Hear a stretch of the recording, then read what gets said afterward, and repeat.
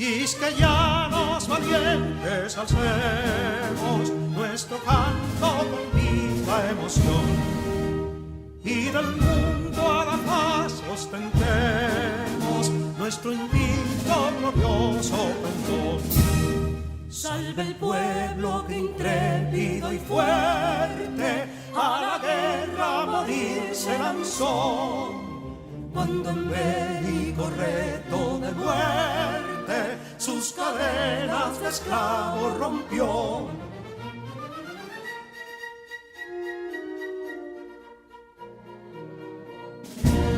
Ningún pueblo ser libre merece si es esclavo, indolente y servil. Si en su pecho la llama no crece, que templó el heroísmo viril, más que estrella la indómita y brava, siempre altiva la frente alzará, que si fuere mil veces esclava, otras tantas ser libre sabrá. Que si dolor y ardida expusieron de un intruso señor al desdén, las carreras veler campos fueron que cubiertos de gloria se ven, que en la cima del heroico baluarte de los libres el verbo encarnó, donde el genio de Sánchez y Duarte a ser libre o morir enseñó.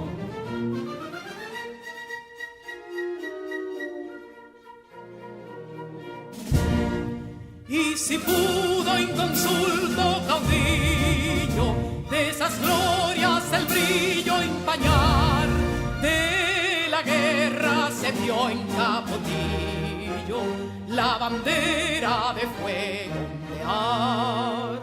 Y el incendio que atónito deja de Castilla al soberbio león, de las playas gloriosas le aleja, donde flota el cruzado pendón. Compatriotas, mostremos erguida nuestra frente orgullosos de hoy más, que Quisqueya será destruida, pero sierva de nuevo jamás. Que santuario de amor cada pecho, donde la patria se siente vivir, y es su escudo invencible el derecho, y es su lema ser libre o morir.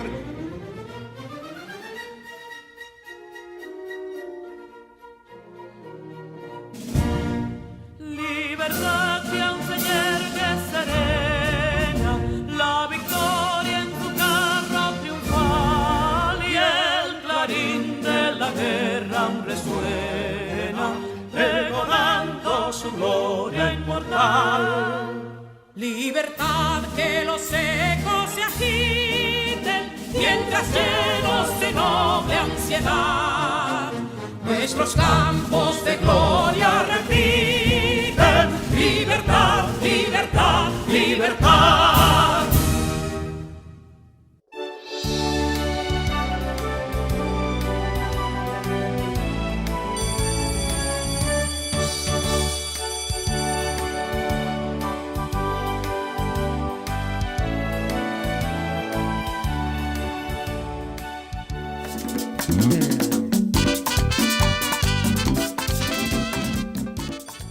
Bienvenidos mis queridos estudiantes a esta su clase de Ciencias Sociales con su maestra Carol Guerrero. Demos gracias a Dios de estar aquí en este momento recibiendo el pan de la enseñanza. Estamos seguros de que están bien ubicados en un lugar estratégico de su hogar con todos sus materiales que vamos a utilizar en esta clase a mano. Entonces, mis niños, vamos a iniciar. El tema del día de hoy es el siguiente: las relaciones y tensiones entre la ecología y el crecimiento industrial. El propósito del día de hoy es el siguiente. Analizar con criterio propio las relaciones y tensiones entre la ecología y el crecimiento de la industria. Recuerden siempre que estamos trabajando en esta quincena un modelo de globo terráqueo. Vamos a observar la siguiente actividad que nos va a ayudar a elaborar nuestro modelo. Presten atención. Actividad 1. Manos a la obra. Primera parte. Primer paso. Elegir el destinatario de tus productos, es decir, a quién o quiénes vas a mostrarles el modelo de globo terráqueo. Esto es muy importante porque de esto depende tu trabajo. ¿A quién se lo vas a mostrar? A tu socio de aprendizaje, a tus compañeros, a tu maestro. Tienes que reflexionar a quién le vas a mostrar tu producto. Continuamos. Vamos a pasar a las siguientes preguntas para observar cuáles son sus conocimientos previos acerca de este tema. Presten atención. Preguntas. ¿Cómo eran nuestros ríos y bosques hace 30 años? ¿Cómo era la vida de nuestros familiares o amigos en los campos antes de la explotación industrial? Reflexiona si existe relación entre la explotación industrial y los efectos en la variación del clima. Para responder estas preguntas pueden consultar con sus familiares o con su socio de aprendizaje y así van a desarrollarlas mejor. Bien, los invito a observar el siguiente video que nos va a ayudar a aprender mucho más sobre este tema. Presten atención. ¿Has escuchado hablar sobre el calentamiento global? ¿Sabías que durante las últimas décadas los niveles del mar han aumentado? Todas estas noticias están relacionadas con el cambio climático. Para entender qué es el cambio climático, en primer lugar debemos definir qué es el clima. El clima es el conjunto de condiciones atmosféricas que suceden en un lugar durante un tiempo prolongado. En los últimos siglos, el clima de toda la Tierra ha cambiado, alterando las condiciones habituales de un lugar en cuanto a sus precipitaciones o temperaturas. De esta forma, cada vez es más común la escasez de agua, la desertificación, la desaparición de lagos o incluso la subida del nivel del mar. Además, han aumentado los desastres naturales como las sequías, las inundaciones o las grandes tormentas. Todas estas situaciones son consecuencia del calentamiento global, es decir, del aumento de la temperatura que experimenta el planeta debido en gran parte a la acción de los seres humanos. Pero, ¿por qué ha aumentado la temperatura del planeta? La Tierra está rodeada por la atmósfera, una fina capa gaseosa que permite que penetre parte de la radiación del Sol. Para ello, esta capa contiene gases que se denominan gases de efecto invernadero, cuya misión es absorber parte de esa energía recibida y mantener la temperatura del planeta.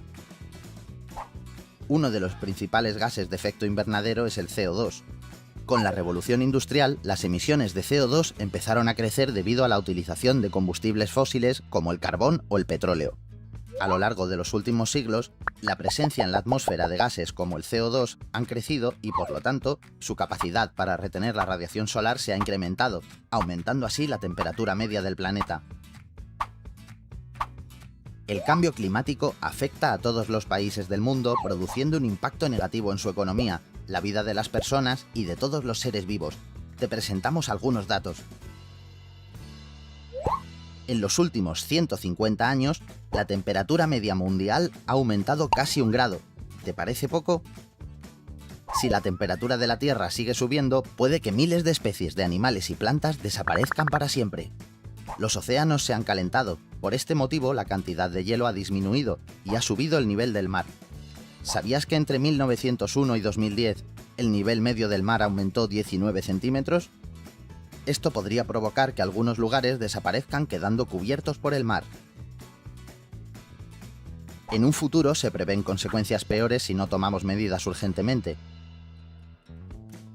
En la actualidad tenemos a nuestro alcance algunas soluciones viables. ¿Quieres conocerlas? es necesario recurrir a la energía renovable para reducir las emisiones de CO2. Los coches son los responsables del 10% de las emisiones de CO2. Utiliza el transporte público, la bicicleta o camina. Reduce el uso de plástico. La fabricación del plástico implica grandes emisiones de CO2 a la atmósfera. Planta un árbol teniendo en cuenta las características ecológicas de la zona. ¿Sabías que 5 árboles pueden absorber hasta 1 tonelada de CO2 a lo largo de su vida? Recicla siempre.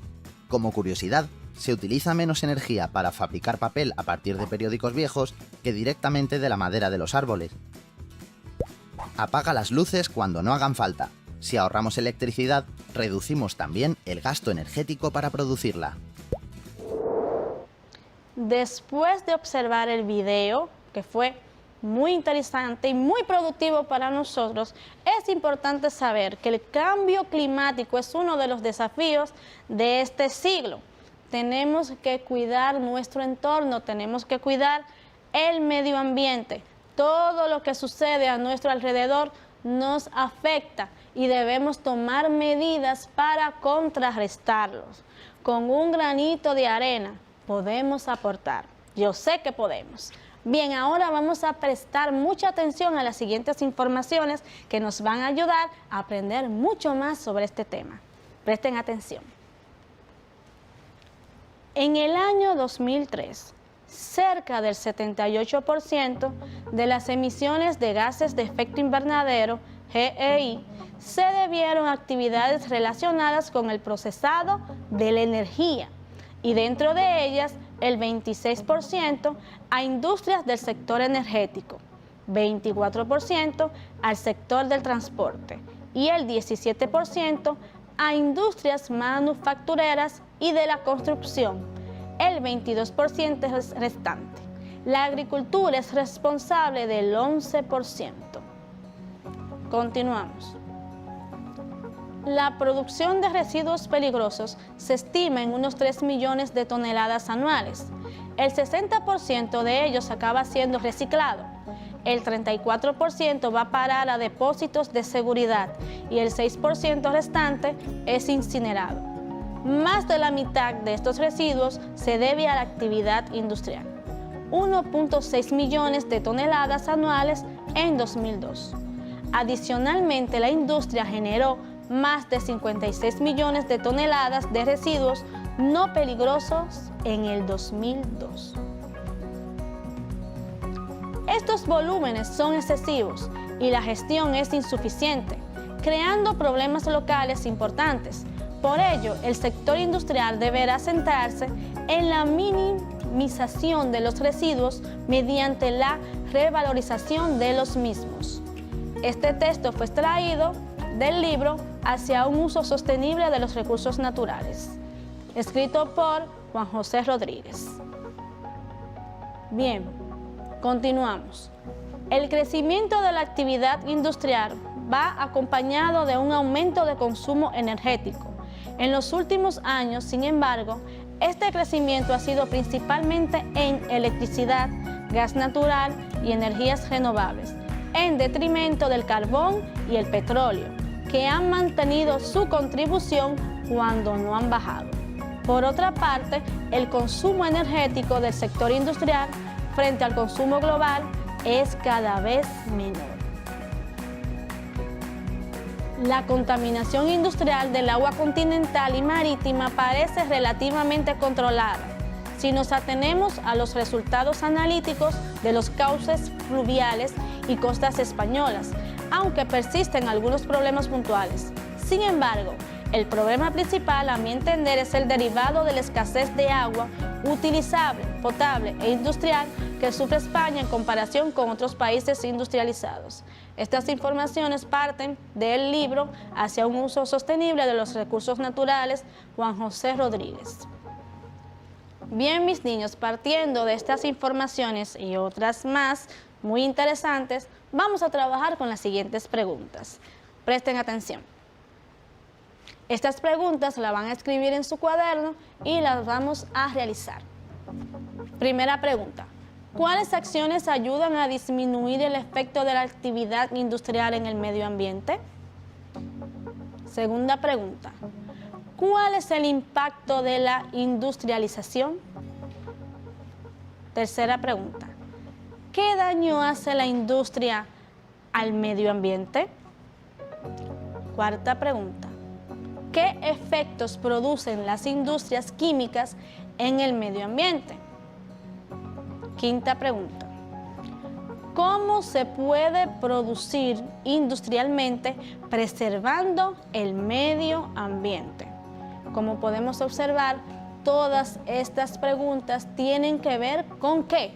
Con el cuidado de nuestro medio ambiente.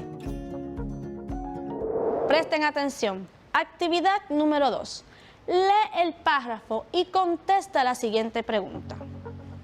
Las actividades industriales suelen ocasionar problemas ambientales, como contaminación, destrucción de ecosistemas, cambio climático y otros.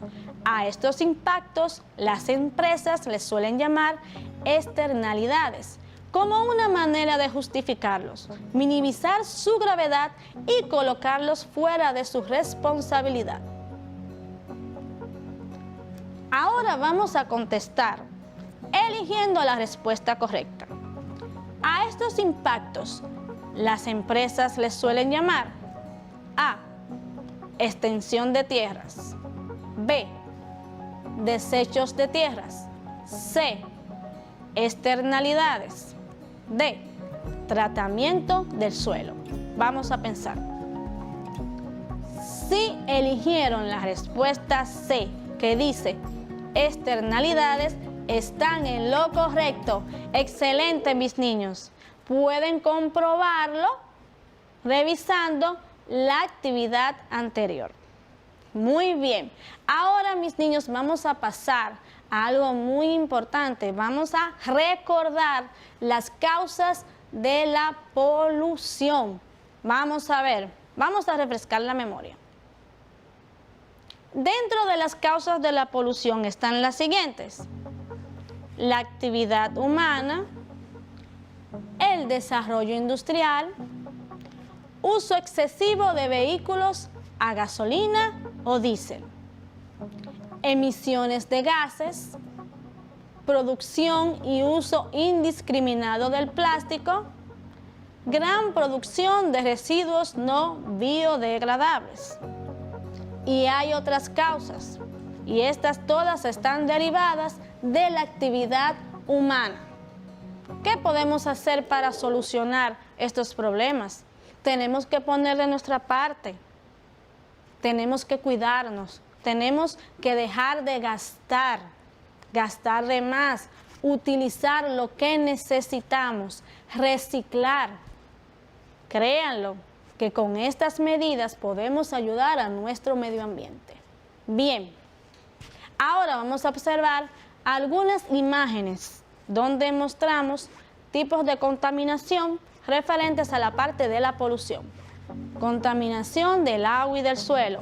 Observamos aquí diferentes imágenes, bastantes fuertes, donde observamos aquí la tortuga consumiendo plásticos, podemos ver el mar lleno de botellas, podemos ver desechos. Continuamos con las imágenes. Contaminación del aire y radioactiva. Aquí observamos las fábricas, observamos cómo está la niebla. Eso no es niebla, eso es humo en esas imágenes. Todo eso es contaminación y nos afecta a todos. Muy bien, continuamos. Continuamos con la actividad número 3. Vamos a ver, de todo lo que hemos trabajado, que ha sido muy productivo e interesante para todos, vamos a realizar esta siguiente actividad. Realiza un diario reflexivo, el cual te ayudará mucho al realizar tus análisis, opiniones y valoraciones sobre los temas que trabajamos. Te permite tomar la experiencia como objeto de reflexión. Hagan esta actividad. Ustedes van a ver que con esa actividad van a recopilar información y será más interesante todo lo que hemos hecho aquí. También es una manera de recordar y apuntar todo lo que hemos aprendido. los invito a trabajar. Bien, en este momento hemos trabajado con la parte de la contaminación. Es importante hacer una pequeña recogida de información de qué ustedes aprendieron. Vamos a atender a las siguientes preguntas. ¿Qué aprendiste en este encuentro? ¿Te diste cuenta de que es responsabilidad de todos y todas mantener el compromiso social con el medio ambiental de cara a la explotación industrial? Vamos a responder. Te damos unos minutos para trabajar con estas preguntas.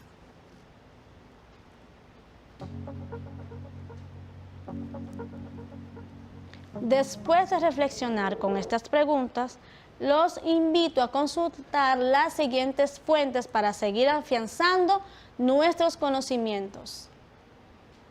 El libro de Fran Moya Pons, Historia del Pueblo Dominicano, Acción por el Clima.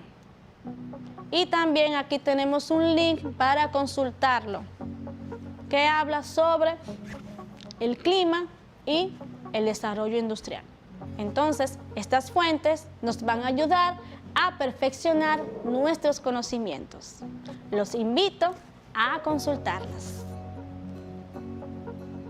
Bien, mis niños, después de observar todos estos contenidos tan interesantes, ver estas fuentes y ver todo lo que hemos trabajado el día de hoy, les digo que hemos concluido esta clase sobre el clima y todas las consecuencias que tiene la explotación industrial. Pudimos ver diferentes imágenes. También vimos datos concretos sobre esta situación. Debemos tomar medidas urgentes. Debemos cuidar nuestro medio ambiente. También trabajamos con nuestro modelo de globo terráqueo. Los invito a seguir trabajando. Entonces, mis niños, les recuerdo también que deben cuidarse del COVID teniendo en cuenta las medidas. ¿Cuáles son esas medidas?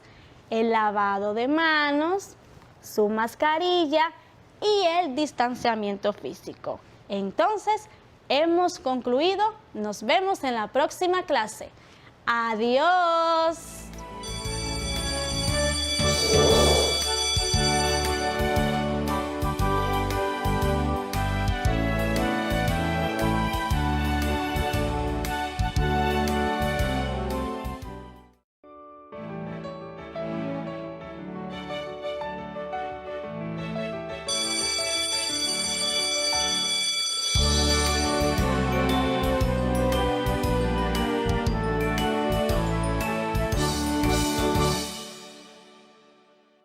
Queridos estudiantes, es una alegría encontrarnos nuevamente en nuestra clase de lengua española. Les saluda su maestra Yulisa Bautista. Espero que estén cómodos y con todos sus materiales a mano.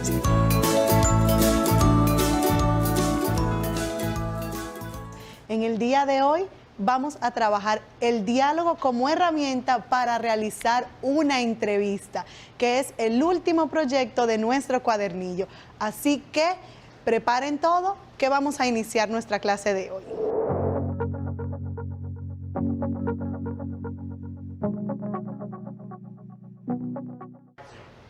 Chicos y chicas, hoy vamos a explorar el mundo de los adultos, el mundo laboral. Vamos a ver por qué elegimos una profesión u oficio en vez de otra. ¿Qué implicaciones tienen esos trabajos? ¿Cuáles son las ventajas? ¿Cuáles son las desventajas? ¿En qué benefician esas profesiones y oficios a nuestra sociedad? Antes de eso, vamos a recordar un poco qué vimos en la clase anterior. ¿Recuerdan? En la clase anterior aprendimos acerca del anuncio radial. Conocimos su función, su estructura, características, la duración. Hablamos de algunos elementos como la imaginación, la narrativa, los argumentos.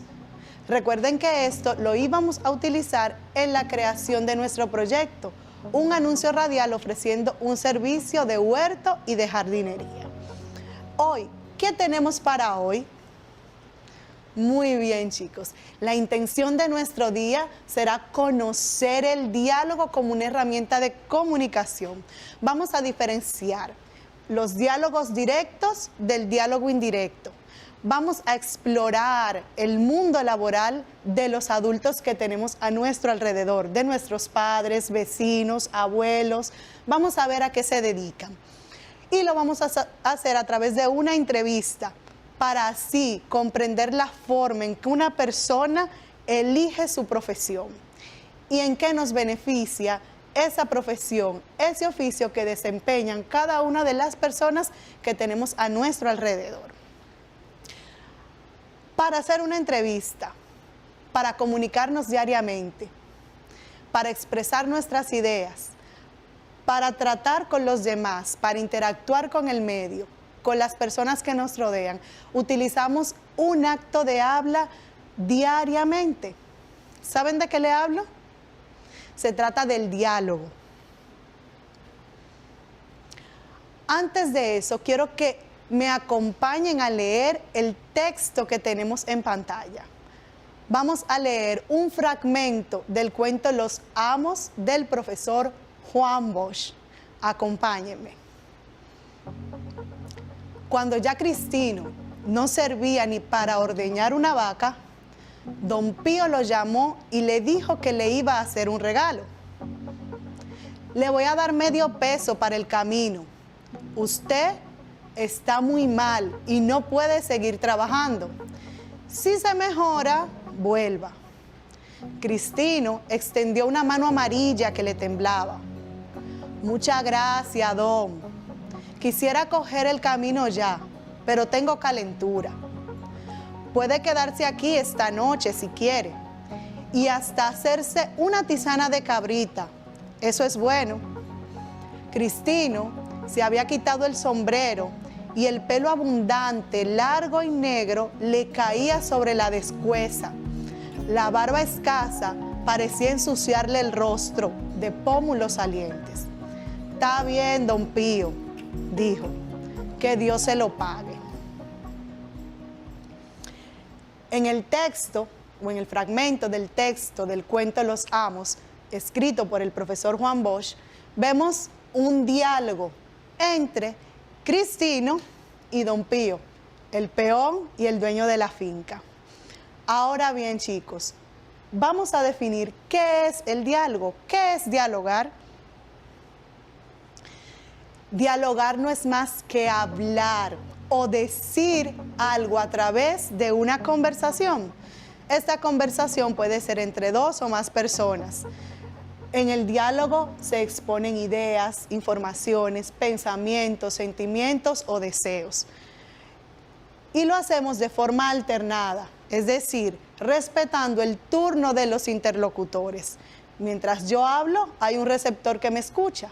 Mientras otro habla, yo me convierto en el receptor o quien escucho. Por eso lo hacemos de forma alternada. Recuerden, siempre respetando las reglas y normas de la comunicación. Ahora vamos a ver un pequeño esquema del diálogo, porque el diálogo lo podemos hacer de múltiples formas. Veamos este gráfico en pantalla. El diálogo no solamente puede ser de forma oral, sino que también lo puede ser escrito. Lo vimos en el texto que leímos al inicio. Era un diálogo escrito. Los diálogos orales se manifiestan a través de la conversación, de las entrevistas, de los debates, los coloquios. En cambio, el diálogo escrito lo encontramos en los textos narrativos o teatrales y pueden ser directos o indirectos. Hoy vamos a hablar de estos diálogos escritos, del diálogo directo e indirecto, y en el diálogo oral vamos a ver la entrevista. Cuando hablamos del diálogo directo, es aquel diálogo escrito en el que el narrador presenta literalmente aquello que dicen los personajes. Y para eso se ayuda gráficamente de guiones, de comillas, como lo vimos en el texto hace un momento. Cada vez que un personaje interviene, aparecía un guión indicando que hablaba uno o el otro. Pero tranquilos, que lo vamos a volver a ver en un momento para que veamos a detalle esto que les acabo de decir. Por ejemplo, aquí tenemos parte del fragmento que vimos. Las partes que están resaltadas con color rojo indican las alocuciones o las intervenciones de los personajes. Son las que se refieren al diálogo. En la primera hablaba Don Pío y en la última vemos la respuesta de Cristino. Las partes que están escritas con color negro corresponden a la voz del narrador. Son las acciones que él va refiriendo que hacen los personajes. Ahora vamos a ver el diálogo indirecto, chicos y chicas, que a diferencia del directo no es literal. En este el autor hace variaciones de aquello que han dicho los personajes. Como les acabo de decir, el diálogo indirecto, el narrador introduce lo que dicen los personajes, pero nunca de forma literal. Aquí el narrador interpreta o explica qué hicieron o qué dijeron los personajes y generalmente utiliza la partícula que. Dijo que, hizo que. Veamos el ejemplo. Aquí cambiamos el fragmento del texto Los Amo. El diálogo directo que aparecía lo hicimos de forma indirecta. Veamos cómo quedó.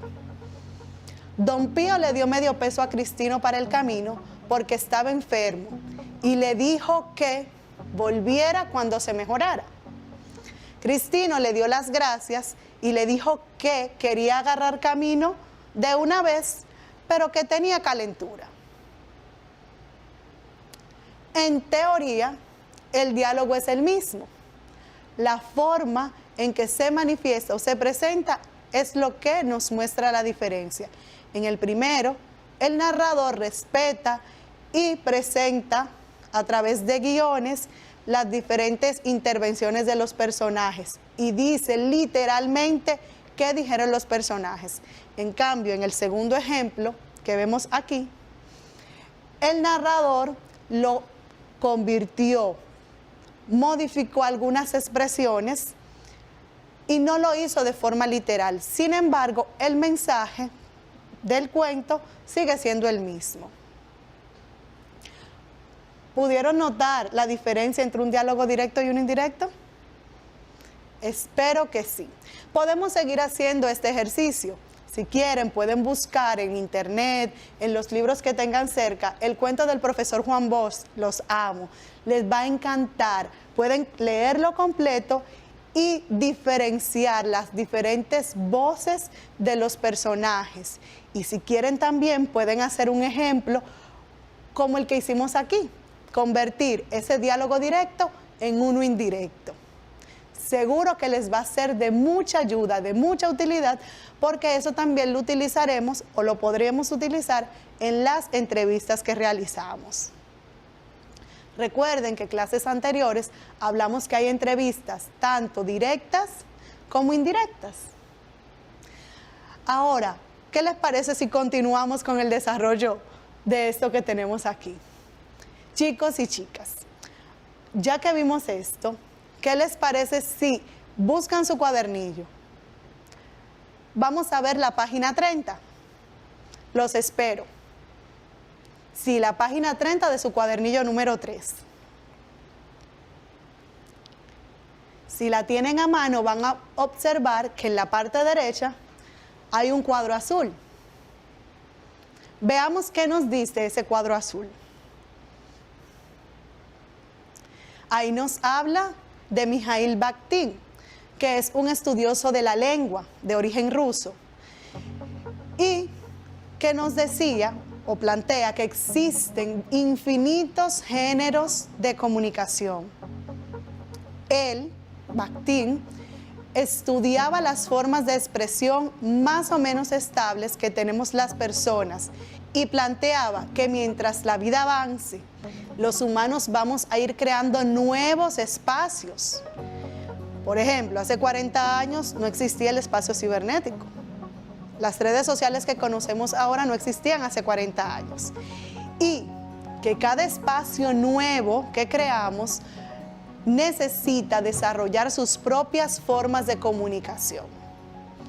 En resumen, la lengua es un elemento vivo, va cambiando de acuerdo a los tiempos, va cambiando de acuerdo a las necesidades de los grupos sociales, de acuerdo a las tecnologías. Hay conceptos que hace 30, 40 años no imaginaríamos que iban a existir.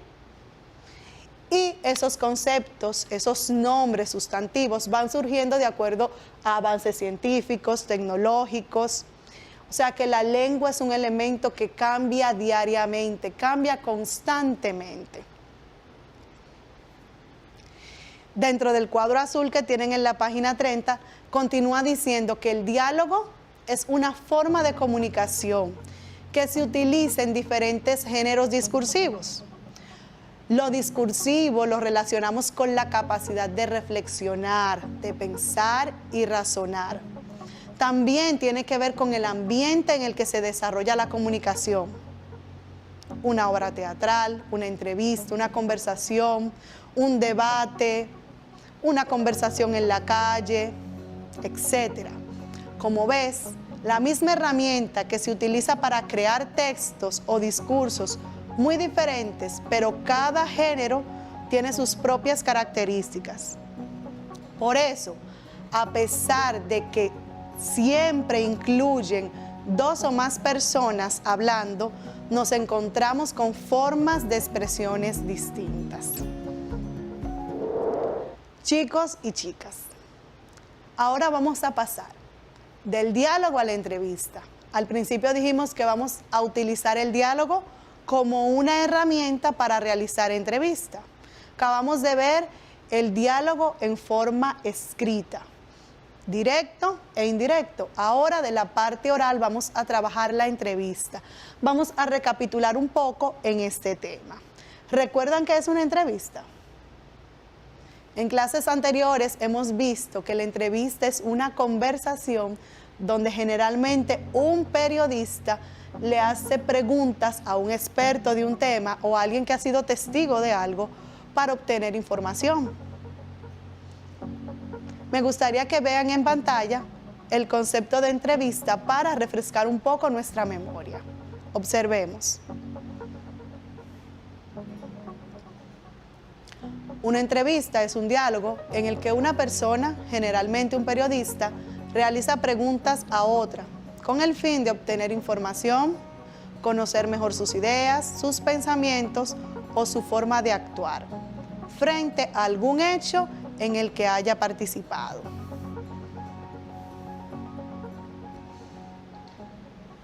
Muy bien, ya que refrescamos nuestra memoria, recordemos también que en la entrevista, la persona, el periodista, quien hace las preguntas, se le denomina entrevistador.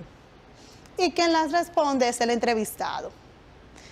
Ya vimos en clases anteriores la entrevista formal, la informal, los tipos de preguntas que se trabajan en una entrevista. Hoy vamos a ver los formatos en que se puede presentar una entrevista. No suelten su cuadernillo todavía. Vamos a ir a la página 34. Tengan la mano. Sí, la página 34. Ténganla ahí mientras observamos y escuchamos la siguiente entrevista.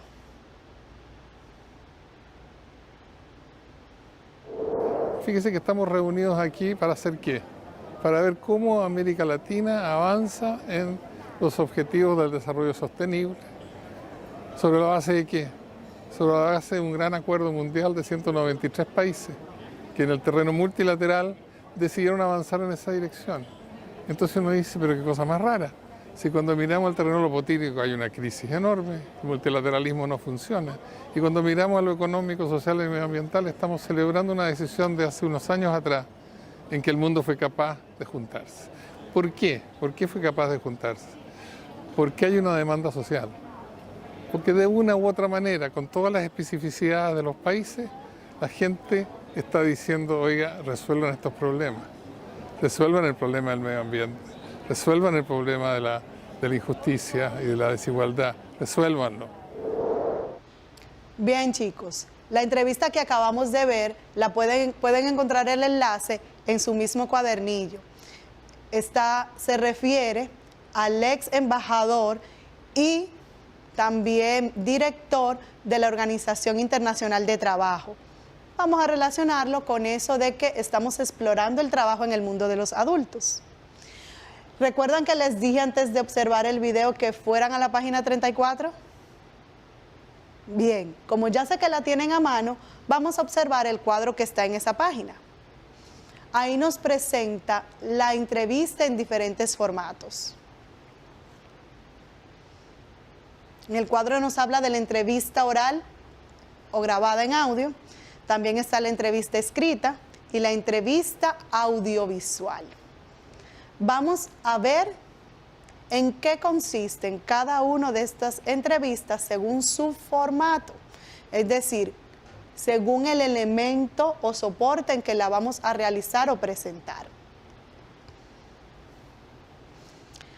Cuando hablamos de la entrevista grabada en audio o la entrevista oral, nos referimos a una grabación. En una grabación como esta, lo mejor es dejar el lugar central a la voz del entrevistado. Es decir, que lo más importante, lo que se debe escuchar es el entrevistado y solo intervenir cuando sea necesario, cuando se vayan a hacer las preguntas y que se escuche la voz del entrevistado. Recuerden preparar sus preguntas, programarlas previamente y que el entrevistado tenga un conocimiento de ellas. Siempre puedes preguntar para ampliar alguna pregunta que ya hiciste. A lo mejor no está escrita en tu guión, pero pueden servir para ampliar el tema. Sin embargo, no intervengas, no interrumpas al entrevistado si no es necesario, porque por su calidad, por su característica, es oral, solo se va a escuchar. Continuamos con la entrevista escrita. ¿Recuerdan lo que hablamos hace un momento del diálogo directo y el indirecto? Cuando vamos a trabajar una entrevista escrita, la podemos traducir o escribir de forma directa o indirecta. Recordemos los elementos. Cuando vamos a plasmar nuestra entrevista escrita de forma directa, vamos a poner los elementos visuales, los signos, guiones o representar el nombre del entrevistado para que se diferencie cuando hable el entrevistado y cuando hable el entrevistador. En cambio, si la hacemos de forma indirecta, podemos hacer como el ejemplo que vimos del cuento de los amos y decir, respondió qué, le preguntamos tal cosa, y así podemos variar este tipo de entrevista. Aquí nos plantea que muchas de estas entrevistas son pautadas con anterioridad y las preguntas se le envían previamente al entrevistado para que él tenga la idea de qué es lo que van a preguntarle. Este puede incluso elegir cuáles preguntas no contestar. En algunas ocasiones podemos dar chance o pautas para que nuestro entrevistado decida si hay temas de los cuales no quiere hablar, y eso debemos respetarlo. La comunicación suele ser vía correo electrónico o algún otro medio escrito. Sobre todo ahora. Recuerden que debemos mantener el distanciamiento físico. Con estos medios, con los avances tecnológicos, si queremos hacer una entrevista sobre el aspecto laboral de alguien que está lejos de nosotros, podemos hacerlo a través de los medios de comunicación. Finalmente tenemos la entrevista audiovisual. En esta se confluyen los dos elementos o tipos de entrevistas que vimos hace un momento, tanto lo auditivo como lo visual. En la actualidad nos encontramos muchas versiones de este tipo de entrevistas, sobre todo por la popularidad de las redes sociales. Siempre es necesario crear un ambiente distendido, relajado y ameno con el entrevistado. Los gestos cuentan, nuestra gesticulación, la postura de nuestro cuerpo y el espacio donde se desarrolla la entrevista también. Este tipo de entrevista es aquella que grabamos. Podemos usar una cámara, un teléfono celular, todos estos instrumentos tecnológicos que tenemos a nuestra disposición para las entrevistas audiovisuales. Recordemos o tengamos claro, una entrevista audiovisual la podríamos pasar a una entrevista escrita. Una entrevista oral, grabando solo el audio, también la podríamos transformar en una entrevista escrita. Así que continuamos. Bien, chicos. Para ir finalizando nuestro tema del día de hoy, recuerden, vamos desde el diálogo hasta la entrevista, porque vamos a explorar el mundo laboral de los adultos. Ahora quiero darle algunas recomendaciones o consejos para que esa entrevista que van a hacer o esas entrevistas queden excelentes. Así que presten atención a los consejos, pueden ir tomando nota de ellos para que al momento de realizar su entrevista, hacerla a través de los medios tecnológicos o el formato que ustedes deseen hacerla, les quede lo mejor posible. Veamos estos consejos. Lo primero que tenemos es que tener claro los objetivos. ¿Por qué voy a hacer la entrevista? Conocer las características del entrevistado, a qué se dedica. Recuerden que vamos a hablar del mundo laboral de ellos. Tercero, definir la forma de realizar. ¿La voy a hacer virtual? ¿Voy a hacerla de forma presencial o por teléfono? ¿Dónde voy a publicar mi entrevista? ¿En un blog? ¿En un canal de YouTube? ¿Algún periódico digital con el que cuente su centro? Cuarto, y muy importante, si acordamos una hora con nuestro entrevistado, cumplamos con ese horario. Tenemos que respetar a nuestro entrevistado y su tiempo. Quinto, establece un clima respetuoso y amable. Eso va a hacer que el ambiente fluya, que tu entrevistado se sienta cómodo y que pueda responder con mayor facilidad tus preguntas. Respeta los acuerdos. Si, por ejemplo, tu entrevistado tiene cierto tema del cual no quiere hablar, pues no le hagas preguntas sobre eso. Así no se va a ver el ambiente cargado ni tenso. Al entrevistar a alguien que conocemos mucho, debemos hacer que esa confianza juegue a nuestro favor, pero que tampoco impida que podamos hacerle ciertos tipos de preguntas. A veces por la confianza hay algunas cosas que no queremos tocar. Si el entrevistado no ha pedido no hablar de ese tema, lo podemos hacer. Aprovechemos esa confianza para obtener mayores informaciones. Y para terminar, tenemos que programar al menos 3 preguntas centrales. O sea, que nos sirvan de eje y que alrededor de esas se desprendan las otras para profundizar. Escuchar atentamente. Sería una falta de respeto tener a nuestro entrevistado, ir haciendo las preguntas y que mientras él responda, nosotros estemos mirando a otro lado o incluso teniendo un teléfono en la mano. Entonces, ¿qué estaríamos haciendo? Cierto que sería de muy mal gusto.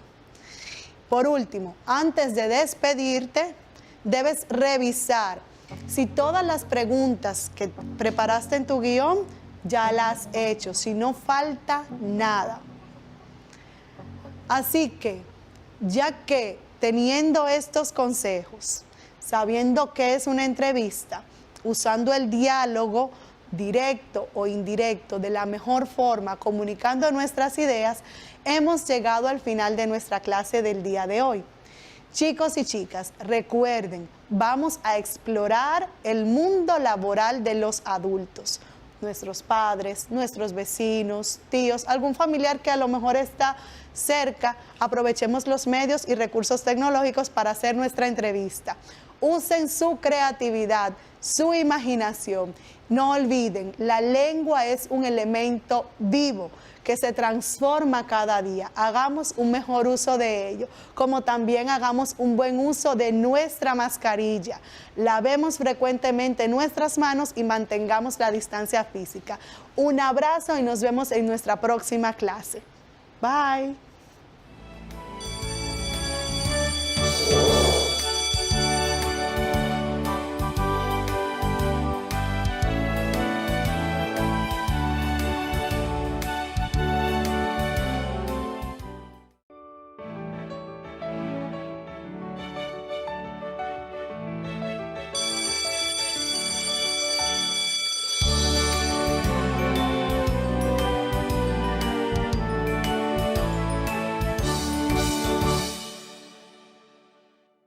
Saludos mis queridos estudiantes, sean todos bienvenidos a este su espacio de clases por radio y televisión. De nuevo con ustedes, soy su maestro de Ciencias de la Naturaleza, Leonel Escoto.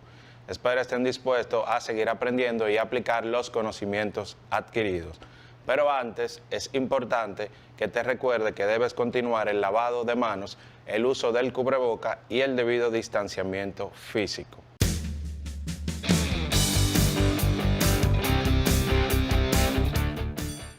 Antes de empezar, es importante que recapitulemos el contenido que vimos en la clase anterior. ¿Qué estuvieron aprendiendo? En la clase anterior estuvieron aprendiendo sobre las reservas naturales de la República Dominicana. Conocimos su clasificación en parques nacionales, monumentos naturales, vistas panorámicas y reservas naturales. Finalmente, vimos otros tipos de reservas como son las cuevas antropológicas de Las Maravillas y del Pomier. En el día de hoy traemos un repaso sobre algunos de los temas que vimos en la clase anterior. Veamos.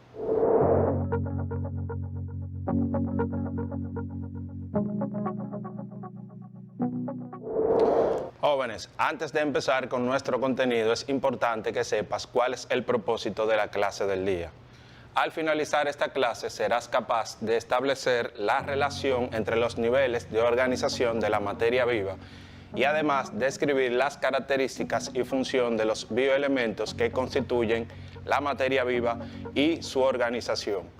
Como todos sabemos, la materia está constituida por más de 70 elementos químicos, los cuales forman moléculas orgánicas e inorgánicas. Estos, a su vez, son esenciales para el buen funcionamiento de los organismos de los seres vivos. Para seguir ampliando el concepto, veamos el siguiente video. Existen 118 elementos químicos en la naturaleza, de los cuales 70 de ellos se encuentran formando todas las estructuras de los seres vivos. A estos 70 elementos presentes en los seres vivos se les llaman bioelementos. Los bioelementos se clasifican en 3 grupos. Los bioelementos primarios son los elementos más abundantes en los seres vivos y representan el 96% de ellos, los cuales son carbono, hidrógeno, oxígeno, nitrógeno, fósforo y azufre.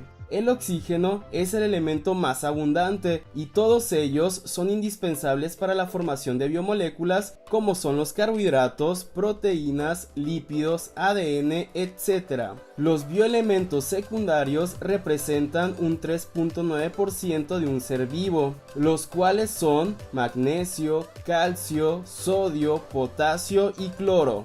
Y por último, los oligoelementos, a pesar que se encuentran en una menor cantidad que el resto de los bioelementos, representan un 0.1% en los seres vivos. Algunos ejemplos son hierro, manganeso, zinc, flúor, cobre, yodo, boro, silicio, vanadio, cobalto, selenio, litio, entre otros. Todos estos elementos, a pesar de encontrarse en cantidades muy bajas, siguen siendo muy importantes para los seres vivos. Por ejemplo, el hierro se encuentra en un 0.005% en el cuerpo. Si no tuviéramos hierro en los glóbulos rojos, simplemente no pudieran transportar el oxígeno a todas las células de nuestro cuerpo. Interesante, ¿no? Jóvenes, ahora es momento de saber cómo se clasifican los bioelementos de acuerdo a su cantidad en los organismos vivos.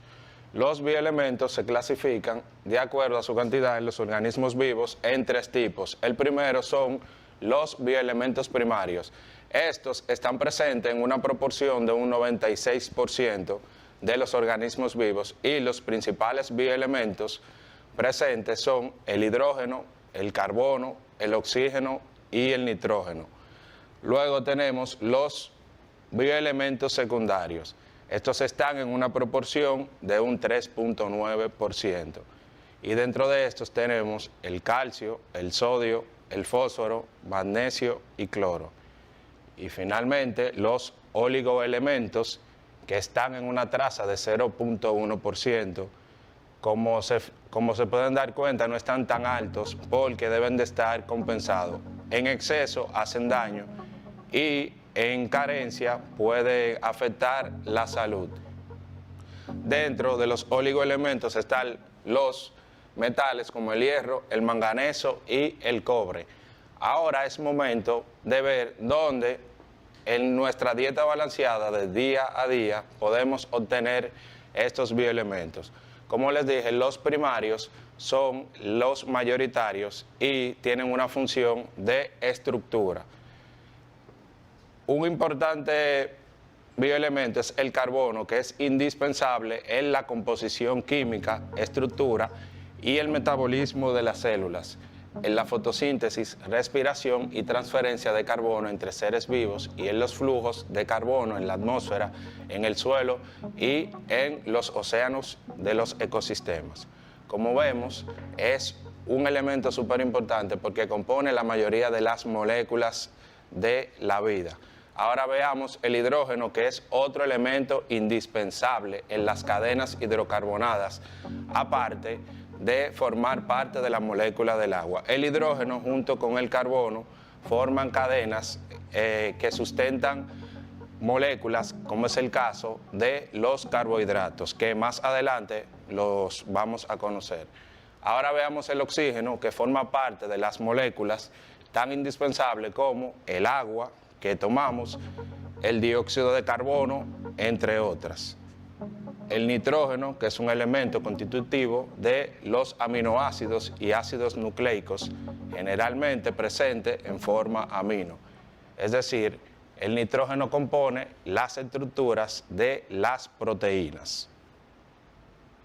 Tenemos el caso también del fósforo, que es necesario para la síntesis de ATP, que es el adenosín-detritosfato, una molécula general para proporcionar energía en las reacciones bioquímicas que tienen lugar en los seres vivos.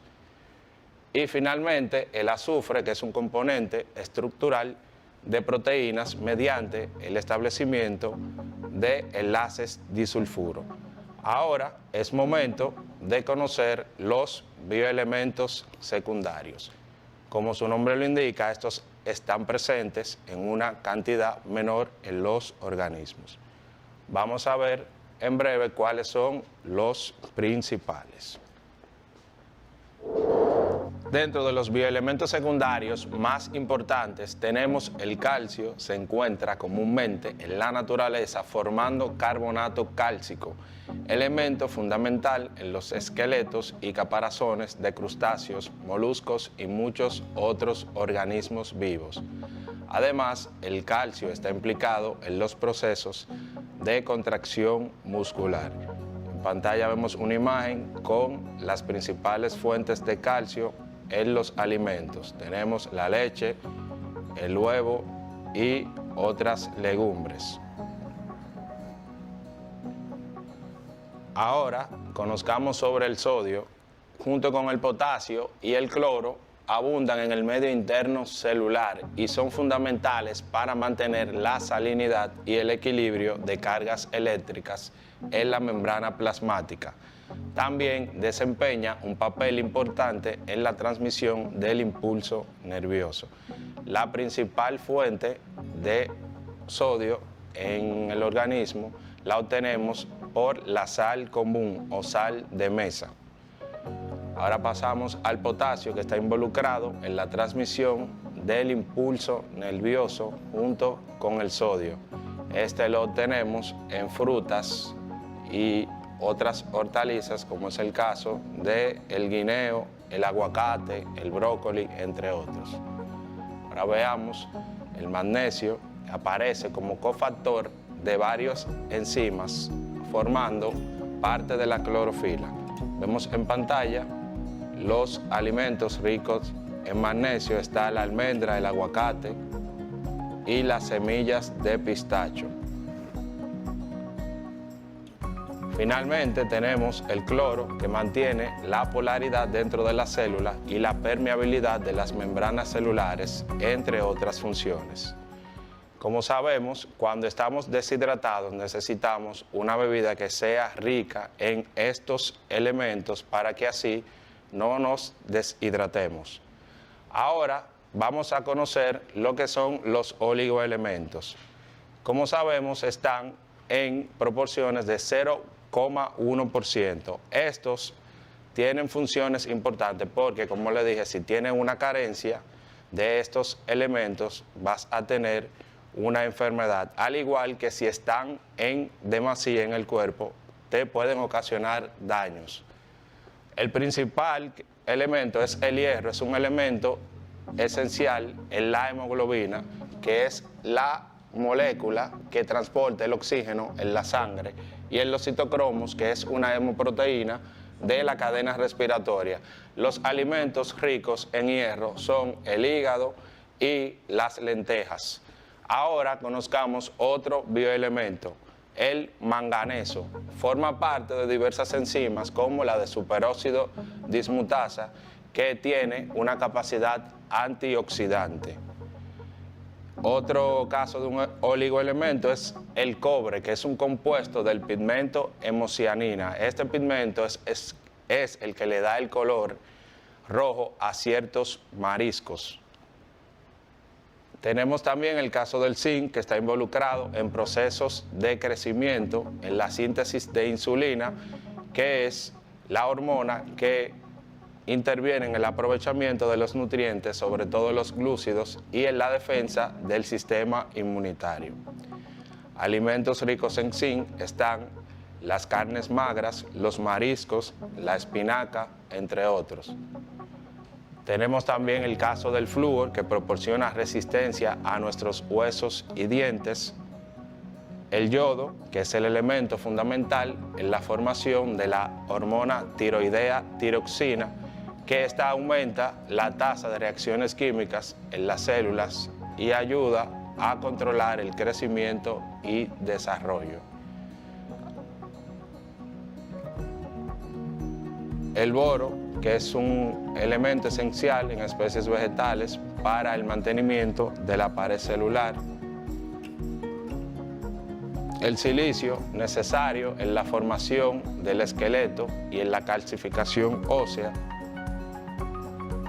El cromo, que está involucrado en el metabolismo de azúcares y la introducción de la glucosa en las células.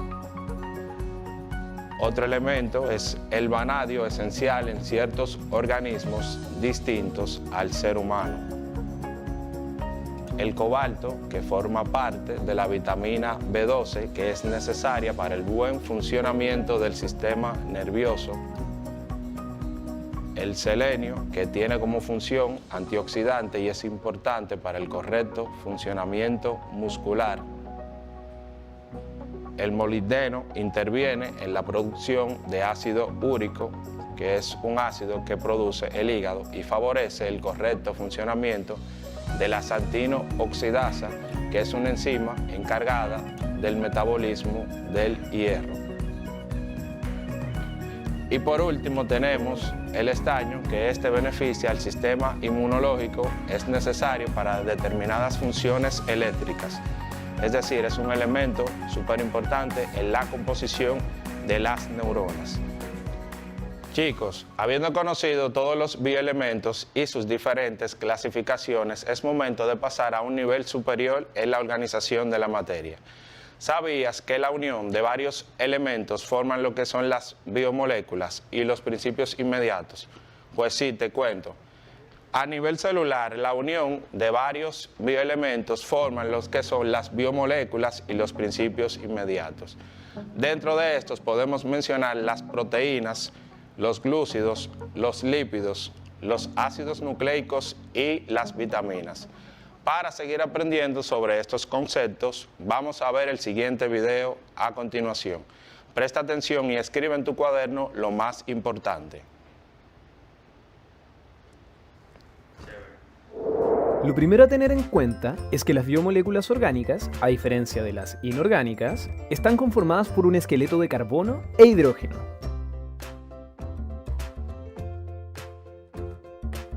La primera biomolécula que veremos son los carbohidratos, los que se componen principalmente de carbono, hidrógeno y oxígeno. Su unidad básica es el monosacárido, por ejemplo, la glucosa. La función biológica de esta biomolécula es la reserva de energía a corto plazo. También cumple un importante rol estructural. Podemos encontrar carbohidratos en productos de origen animal, como la leche y sus derivados, y en productos de origen vegetal, como las legumbres, cereales, harinas, verduras y frutas.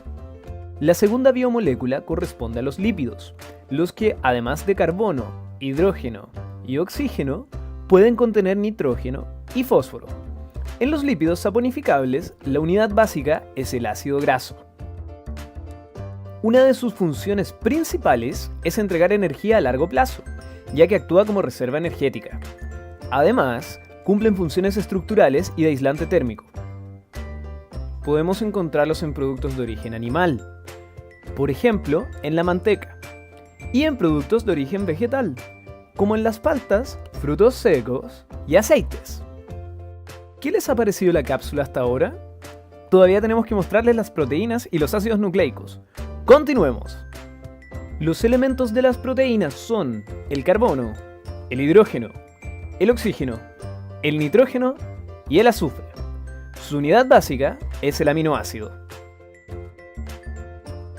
Las proteínas cumplen diversas funciones: estructural, enzimática, hormonal, de defensa, de transporte, contráctil y energética. Las podemos encontrar en carnes rojas y blancas, lácteos, huevos, legumbres y frutos secos.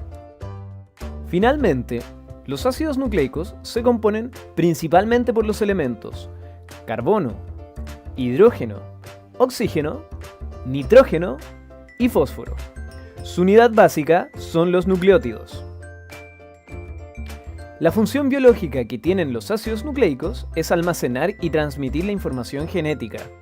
Hay dos tipos de ácidos nucleicos: el ADN, que es el encargado de codificar la información genética guardando las características de los organismos, y el ARN, que decodifica el mensaje genético del ADN y lo traduce a proteínas. Jóvenes, ahora es momento de conocer a fondo cada tipo de biomoléculas y principios inmediatos. Es importante que te diga que estos son posibles separarse de acuerdo a diversos procesos físicos, entre los cuales están la filtración, la destilación, la centrifugación, evaporación, entre otras.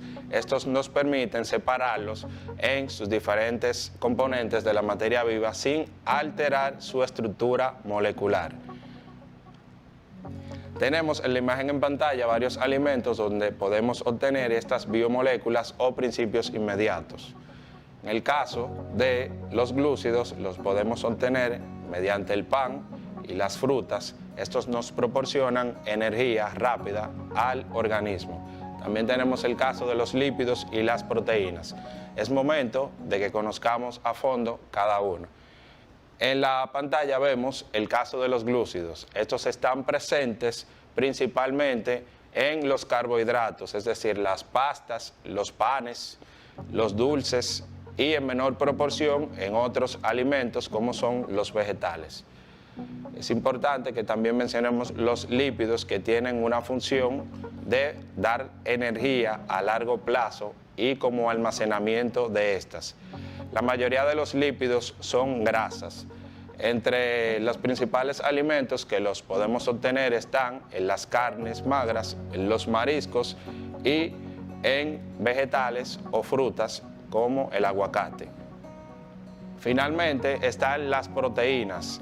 Estas tienen una función importante porque le dan forma a la estructura celular y a su composición. Entre los principales alimentos que nos proporcionan proteínas están las carnes, los pescados, el huevo, la leche, entre otros.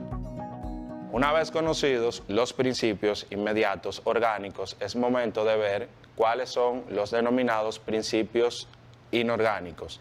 Dentro de estos se encuentran las sales y el agua.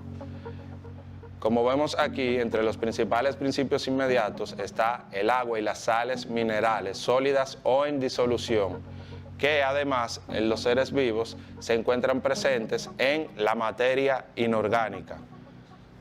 A su vez, las biomoléculas pueden ser simples si están formadas por la unión de varios átomos de un elemento, por ejemplo, el oxígeno molecular, o compuestas cuando están compuestas por la combinación de átomos de elementos químicos diferentes, como es el caso del agua y la imagen en pantalla.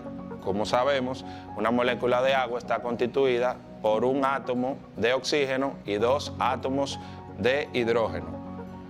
Jóvenes, para finalizar es importante que sepamos que las biomoléculas tienen funciones estructurales como ocurren con las proteínas, los lípidos y las sales minerales, y otras energéticas como es el caso de los glúcidos y los lípidos, o puede ser también catalizadora de reacciones como es el caso de las enzimas, que son proteínas. Hemos llegado al fin de la clase del día de hoy, pero antes es importante que recapitulemos los procesos de clases que estuvimos viendo.